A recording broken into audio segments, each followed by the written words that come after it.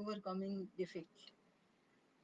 So there are nine types of leadership one can have. And leadership, by leadership, I don't mean that one should be at the leadership position, but what I mean is the person who anchors the entire show. I have been that kind of person in my organization, not as much as at home, but yes, at organization. Uh, I have been quite a pampered child at home, and also there are many. I believe in people having uh, together, living together, or having extended family. Even if one lives alone, one lives with so many other people around, not at your home, but around your existence. So I have been a quite pampered kind of person. So not at home, but at office, yes. At my organization, at workplace.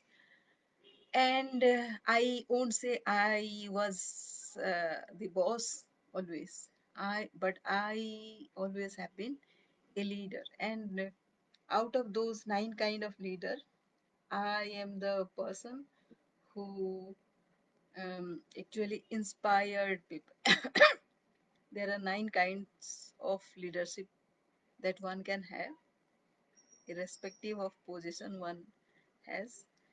So, one who inspires, one who creates, one who leads, one who resists, one who speaks out, one who writes, one who discovers a new thing, one who dissents, resists something going happening bad, and one who always finds a way to soar high, right?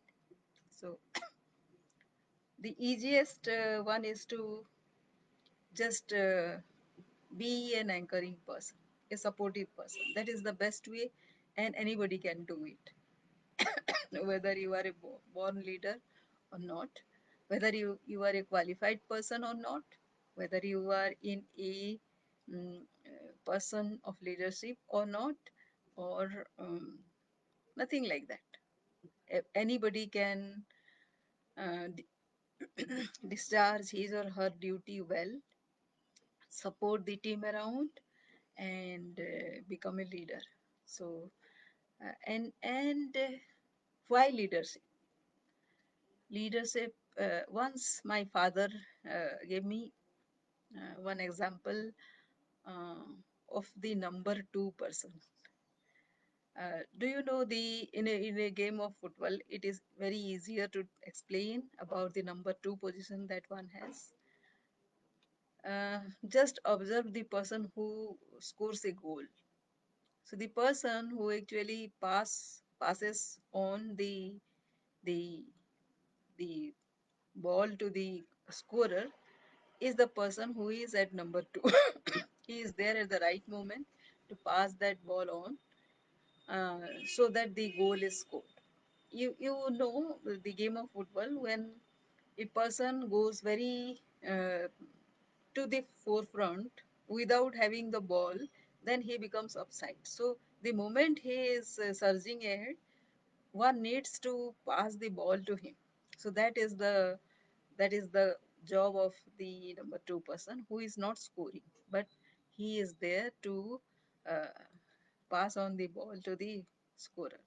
So after the goal is scored, everybody louds and cheers the scorer. Everybody remembers the scorer, but nobody actually remembers the person who actually passes on the ball to the scorer. And this person who passes on the ball may not be the same person every time, but he tries his best to be at the right moment, at the right position, to pass on the ball.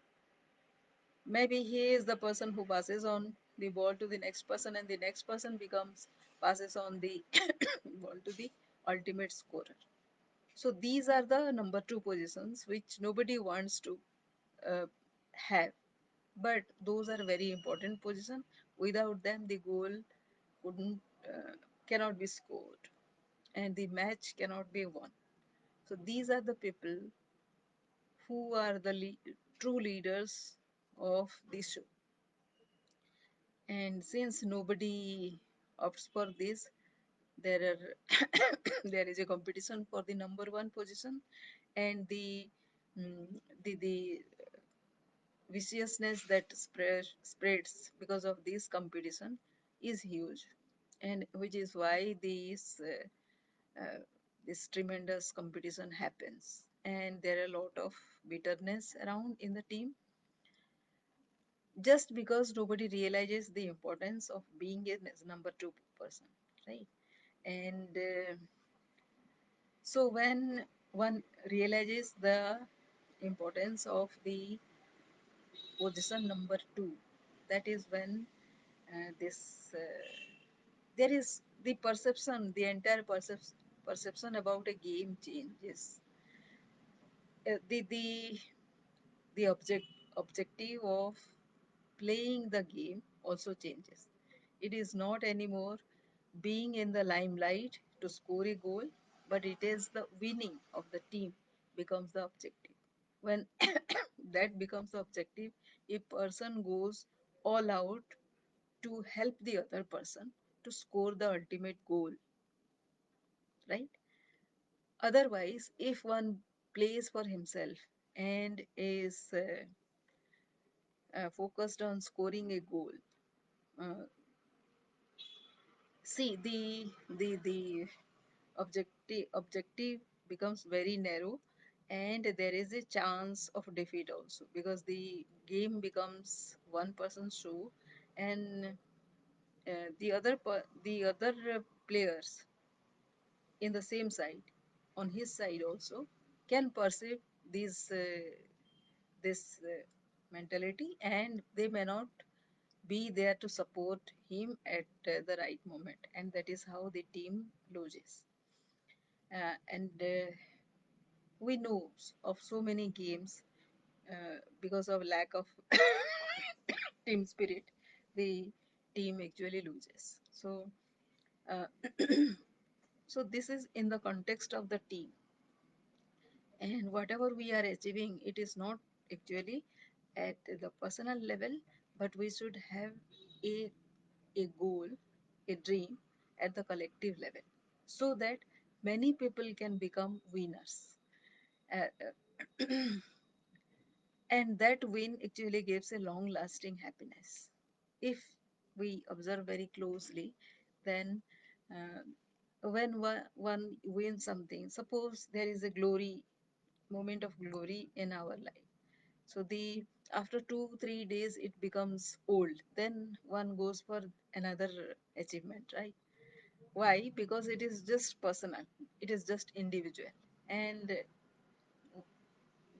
only one person is involved in the happiness, in the celebration. Other people are there to celebrate, but they are not by heart there. They don't feel um, to be part of the glory, right? So it is better to have something where a lot of people participate in the win. So so that is one aspect. And whenever there is a perception change in this regard, also a lot of things, a lot of other achievements also happens, because then one starts thinking mm, about the collective pain, the collective failure, the the collective suffering, and one starts finding solution to all that, which is why then the person is recognized as the first, the initiator, or the leader in the workplace, and the entire perspective changes, right? Then, so we can take the example of Mahatma Gandhi, maybe. See, he was the leader in the days when there is the communication was bad. Radio was there, but it was with few people only. Not many people had radio even at that time. So, but he could mobilize people in the entire country. He brought this concept of having one nation. India became the the entire territory that is called India. So how could he manage all that? It was because of that collective achievement and collective goal that he had. He knew that it is the mass movement which actually can win independence for us, and that realization is very unique about him. Before that, people only focused on having personal charisma uh, to influence the other person. So it was very limited. In his case, what he did was he decided many things, that is okay, but he always involved many people into it. So that is how winning was possible. And we could learn a new way of mass movement. It was like bringing people in with his his goal to be part of something of which concerned with our dignity. It was not about prosperity. It was not about making money or something like that. It was just a question of dignity, because it was a peaceful movement and there was no question of having hatred to the other party. Although we wanted independence from um, the English, but we wanted friendship with them as well. So this was a new concept, and this has been an age-old concept with anybody who has been dealing with peace and uh, the anything collective in a global level.